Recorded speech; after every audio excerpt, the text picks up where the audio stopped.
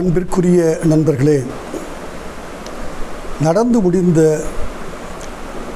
தேர்தலை, குறிப்பாக பாராளுமன்ற தேர்தல் தமிழ்நாட்டிலும் பாண்டிச்சேரியிலும் நடைபெற்றது பற்றிய சில கருத்துக்களை உங்கள் முன்னால் பதிவு செய்ய விரும்புகிறேன். என்னுடைய கருத்துக்கள் எல்லாமே சரியாக இருக்குமா தெரியாது. தவறாகவும் இருக்கலாம், சரியாகவும் இருக்கலாம். ஆனால் என் கருத்துக்களை நான் மறைக்காமல் பேசுகிறேன் என்பதை மட்டும் தயவு செய்து நீங்கள் மனதில் இருத்தி கொள்ளுங்கள். உலகில் யார் கருத்தும் எப்போதும் சரியாக இருக்காது, எப்போதும் தவறாகவும் இருக்காது. இதில் நான் மிகுந்த தெளிவோடும் கவனத்தோடும் சரியாகவும் இருக்கிறேன்.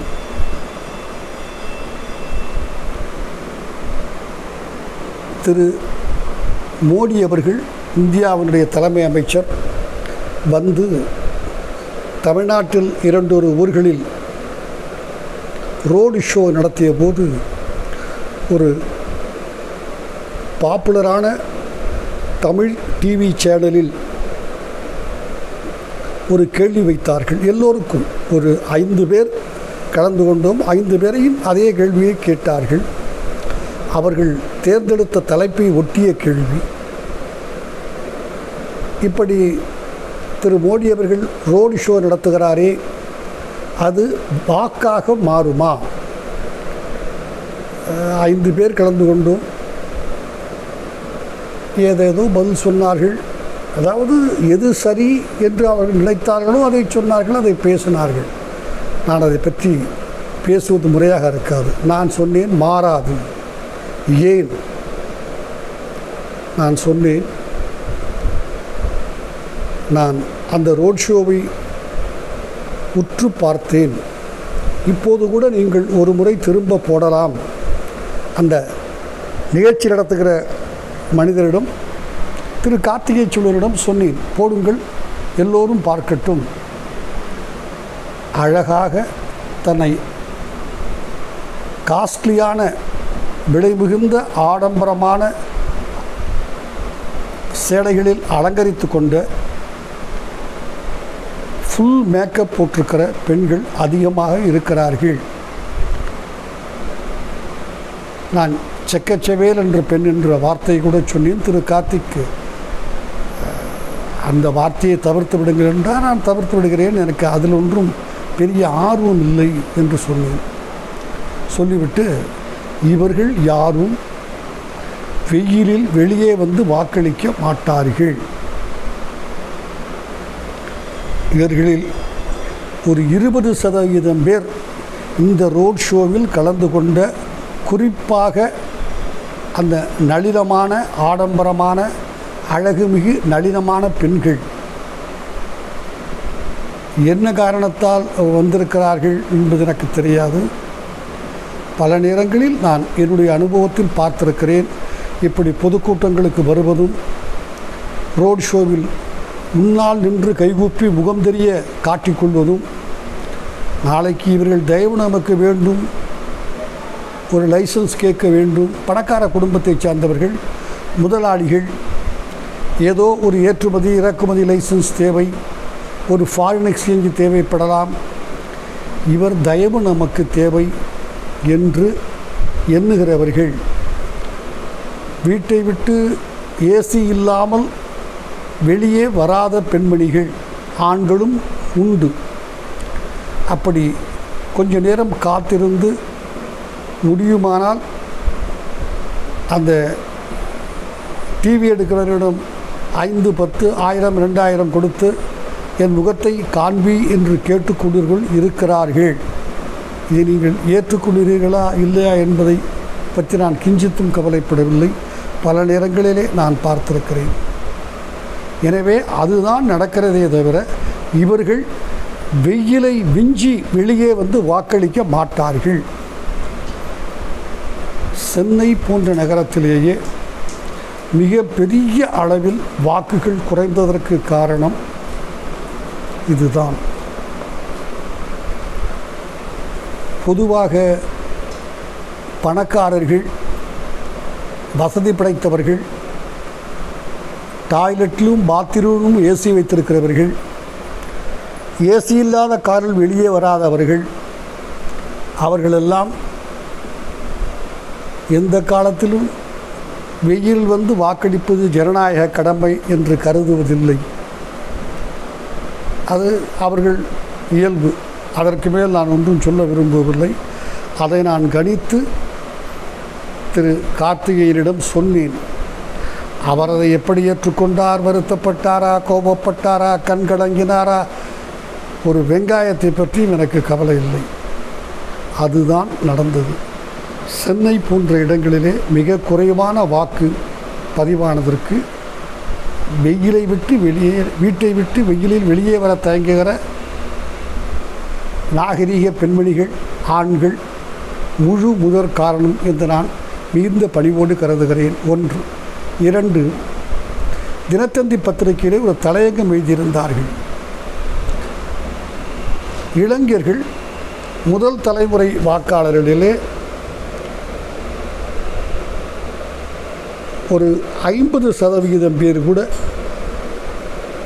என்ரோல் செய்து கொள்ளவில்லை. இது தேர்தலுக்கு முந்தைய ஒரு 3-4 நாட்களுக்கு முன்னால் தினத்தந்தி பத்திரிகையினுடைய தலையங்கம். 38% கூட இளைஞர் வாக்காளர்கள், முதல் தலைமுறை புது வாக்காளர்கள் தங்கள் பெயர்களை பதிவு செய்து கொள்ளவில்லை. இந்தியா முழுமைக்கும் இது பொருந்தும் என்றாலும் தமிழ்நாட்டில் மிக நிச்சயமாக இது பொருந்தும். தினத்தந்தி பத்திரிகையினுடைய தலையங்கம் நான் முற்றும் ஒத்துப்போகிறேன். ஏனென்றால் இன்றைய இளைஞர்களுக்கு பெண்களையும் சேர்த்து இளங்கி என்று சொல்ல வேண்டுமா? சரி, 2 விஷயத்தில் 3 விஷயத்தில்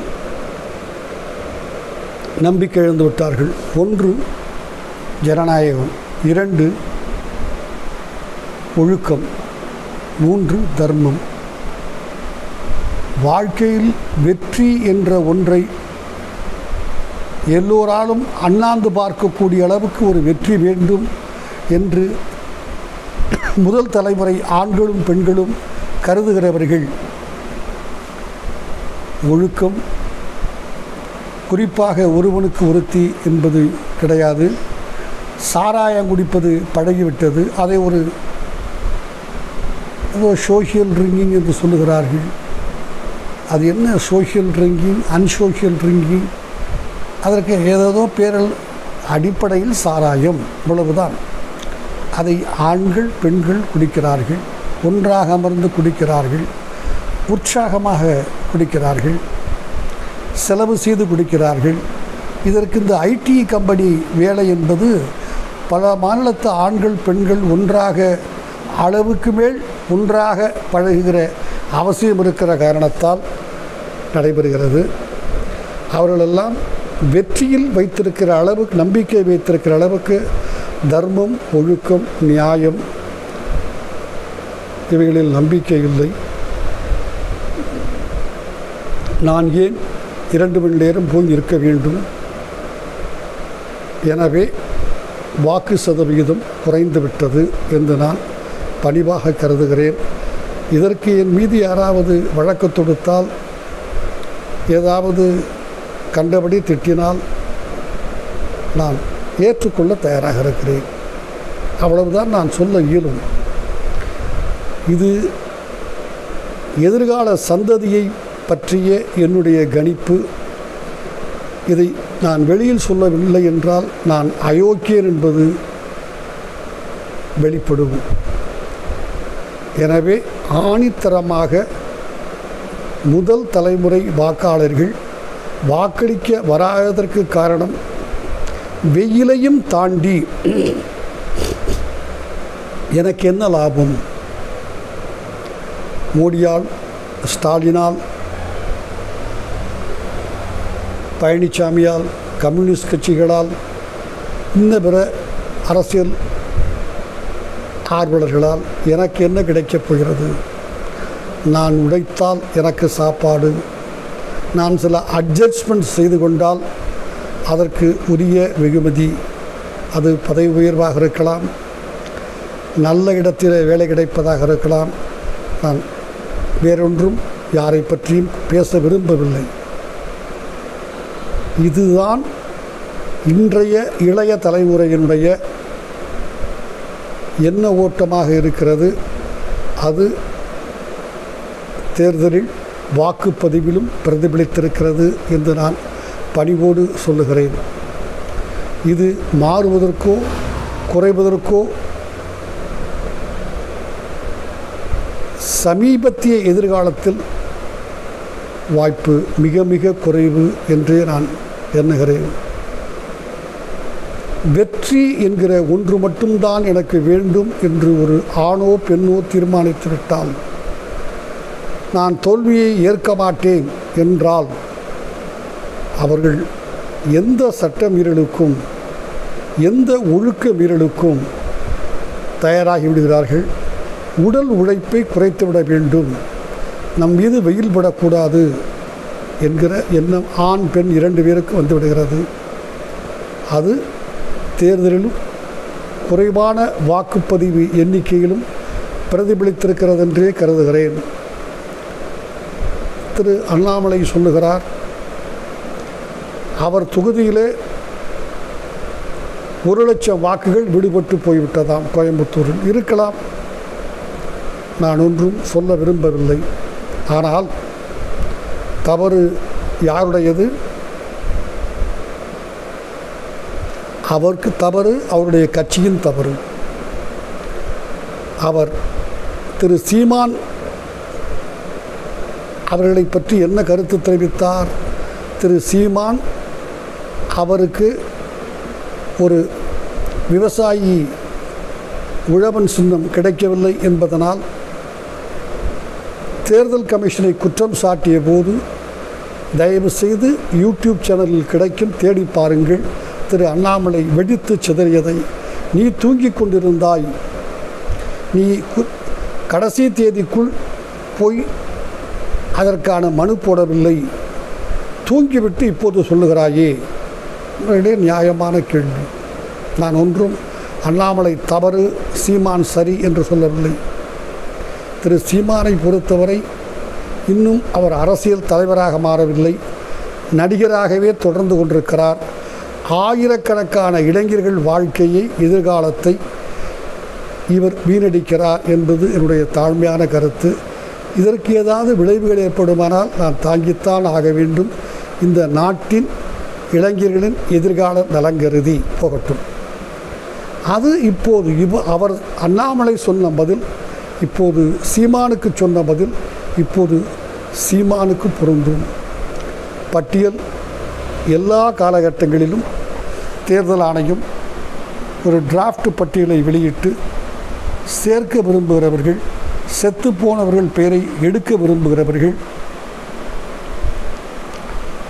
விலாசம் மாறியவர்கள், இந்த பிற காரணங்களால் இந்த பட்டியல் தவறு என்று சுட்டி காட்டுகிறவர்கள் சுட்டி காட்டலாம் என்று சம்பந்தப்பட்ட அலுவலகங்களில் அதை பிரசுரம் செய்கிறார்கள். அப்போது சீமான திரு அண்ணாமலை அவர்களும் அவர் கட்சிக்காரர்களும் தூங்கிவிட்டு 1,00,000 வாக்கு குறைந்துவிட்டது, பிடுங்கிவிட்டார்கள், திருட்டுத்தனம் என்றெல்லாம் பேசுவது என்பது அண்ணாமலை உண்மையிலேயே ஒரு IPS அதிகாரியாக இருந்தவரா என்கிற நியாயமான வினாவை என்னுள் எழுப்புகிறது. மறுதேர்தல் வையுங்கள் என்று கேட்கிறார். நண்பர்களே, வாக்கு பட்டியலில் 1,00,000 பேர் விடுபட்டு போய்விட்டால், ஒருவேளை உண்மையாக விடுபட்டிருக்குமானால் அது ஒரு வருத்தத்துக்குரிய விஷயம், ஆராய்ச்சி செய்ய வேண்டிய விஷயம் என்பதில் எனக்கு இரண்டாவது கருத்து இல்லை. ஆனால் எப்படி தேர்தல் வைக்க முடியும்? இன்னொரு முறை தேர்தல் நடத்துவது மட்டுமல்ல நண்பர்களே, திரும்பவும் அந்த பட்டியலை சரிபார்த்து மறுபட்டியல் தயார் செய்து, ஏனென்றால் அந்த இரண்டாவது பட்டியலில் புதிதாக சேர்க்கப்பட்ட ஒருவர் தேர்தலுக்கு நிற்கக்கூடும். 1,00,000 பேர் போய்விட்டதா, காணாமல் ஆகிவிட்டதா, அதில் ஒரு 60,000 பேர் திரும்பி வந்தால் அதில் ஒருவர் கூட நிற்கலாம். ஏதோ ஒரு சிறிய கட்சியில் நிற்கலாம், சுயேட்சையாக நிற்கலாம். எனவே இந்த தேர்தலை, நடந்து முடிந்த தேர்தலை தவறென்று சொல்லிவிட்டு திரும்பவும் ஒரு பட்டியல் அது ஆகலாம். இன்னும் ஒரு 6 மாதம் 8 மாதம் ஆகலாம். இது கூட தெரியாத அண்ணாமலை மறு தேர்தல் நடத்தென்று கேட்கிறார். அவருக்கு என் வருத்தங்களை தெரிவித்துக் கொள்வதை தவிர வேறு வழி இல்லை. யார் வெற்றி பெறுகிறார்கள், யார் தோல்வி பெறுகிறார்கள் என்பதையும் தாண்டி அதிகாரிகள் இங்கொன்றும் அங்கொன்றும் தவறுகள் ஏற்பட்டிருக்கலாம். அப்படி ஏற்பட்டிருந்தால்தான் அது இயற்கை. என்னுடைய 32 பற்களும் சீராக இருக்குமானால் அது என் தாய் தந்தையர் அல்லது கடவுள் அல்லது இயற்கை கொடுத்த பற்கள் அல்ல.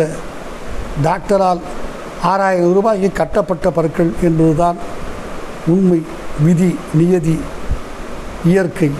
எனவே இருக்கும், தெரிந்தும் இருக்கும், தெரியாமலும் பேர்கள் விடுபட்டிருக்கலாம், தவிர்க்கவே இயலாது. ஆனால் அப்போது தூங்கி கொண்டிருந்து விட்டு இப்போது திரும்பவும் தேர்தல் நடத்த அது ஒரு 6 மாதம் 8 மாதம் ஆகலாம் என்று சொன்னால் அண்ணாமலை அவர்கள் உண்மையிலேயே ஒரு ஐபிஎஸ் ஆஃபீஸராக இருந்தவரா, நாளை ஒரு பதவிக்கு தகுந்தவரா என்கிற கேள்வி என்னை மீறி எனக்குள் எழுகிறது. போட்டும். வேறு சிலரும் பல ஊர்களிலே அந்த தொழிற்சாலையை மூடு, இந்த விமான நிலையத்தை கொண்டு வராதே, இப்படி அந்த லோக்கல் காரணங்களுக்காக அவர்கள் வாக்களிக்க மறுத்திருக்கிறார்கள். நியாயமல்ல. பரந்தூரை தவிர மீதி அத்துணை பேரும் தேர்தலுக்கு 1 மாதத்திற்கு முன்னேயே யாரும் சொல்லவில்லை, தேர்தல் அன்றைக்கு சொல்லுகிறார்கள். நண்பர்களே, என்னை நிரூபிக்க சொல்லாதீர்கள். ஆனால் நான் வணங்குகிற இறைவன் மீது ஆணையாக எனக்கு நேரடியாக தெரியும். எல்லா தொழிற்சாலைகளும் 2 காரணங்களுக்காக நகரத்துக்கு வெளியே அல்லது 3 காரணங்களுக்காக வெளியே போகின்றன. ஒன்று, நெரிசலை குறைப்பது. நிலம் விலை குறைவாக இருக்கும், அங்கு இருக்கிற ஏழை மக்கள், அடித்தட்டு மக்களுக்கு வேலை கிடைக்கும். ஒரு 10,000 ரூபாயில் வேலை கிடைத்தால் கூட ஏதோ ஒரு சின்ன எளிய கடைநிலை ஊழியர் வேலை அவன் சொந்த ஊரில் தங்கி கொண்டு நடந்து போகிற தொலைவில் இருக்குமானால், ஒரு சைக்கிளில் போகிற தொலைவில் இருக்குமானால், டிவிஎஸ் 50 போனால் 10,000 ரூபாய் 15,000 ரூபாய் என்பது பெரிய தொகை. சொந்த வீட்டில் இருக்கிறான், எனவே அங்கு போகின்றன. ஆனால் இதை பயன்படுத்தி கொண்டு ஒவ்வொரு ஊரினுடைய வில்லேஜ் பஞ்சாயத்து பிரசிடெண்ட்டும் அங்கே இருக்கிற பெரிய ஜாதியில் எந்த ஜாதியாக வேண்டுமானாலும் இருக்கலாம் தலைவர்களும் மாதம் எனக்கு 1,00,000 ரூபாய் கொடு,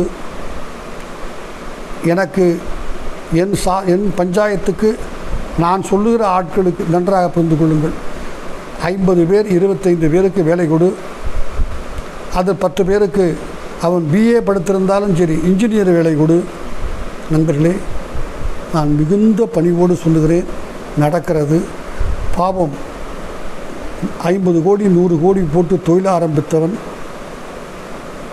இவர்களாலே பிளாக்மெயில் செய்யப்படுகிறான். அது ஏதாவது ஊரினுடைய காற்று பாதிக்கப்படுமானால்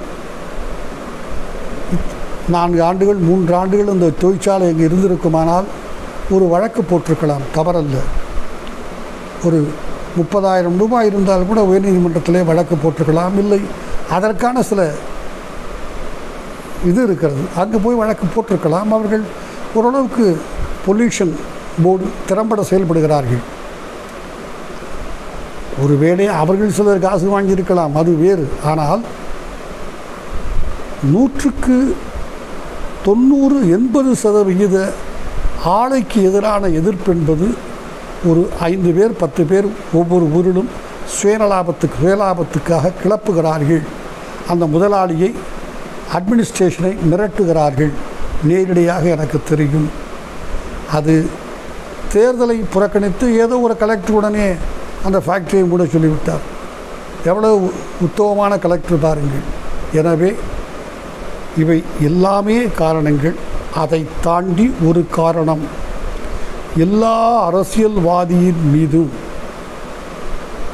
எல்லா தர மக்களுக்கும் தரப்பினருக்கும் இவனால் லாபம் இல்லை, சுயநலத்துக்காகத்தான் செயல்படுகிறான் என்கிற எண்ணம். நாம் 2 மணி நேரம் செலவழித்து வெயிலில் மழையில் கசகசப்பில் வேர்வையில் குளித்து வாக்களித்து நின்று வாக்களித்தால் தனக்கு பயன்படப் போவதில்லை என்று எண்ணம் அவர்கள் அடிமனதில் ஏற்பட்டு தங்கிவிட்டது. காசு கொடுத்தால் போய் நிற்கிறார்கள். அவன் 2000 ரூபாய் கொடுத்தேன், நான் 2 மணி நேரம் கஷ்டப்பட்டேன், முடிந்து விட்டது. நண்பர்களே, சரி தவறு என்பதையும் தாண்டி இதுதான் இயற்கையான நடந்து கொண்டிருக்கிற சூழ்நிலை என்று நான் கருதுகிறேன். நன்றி.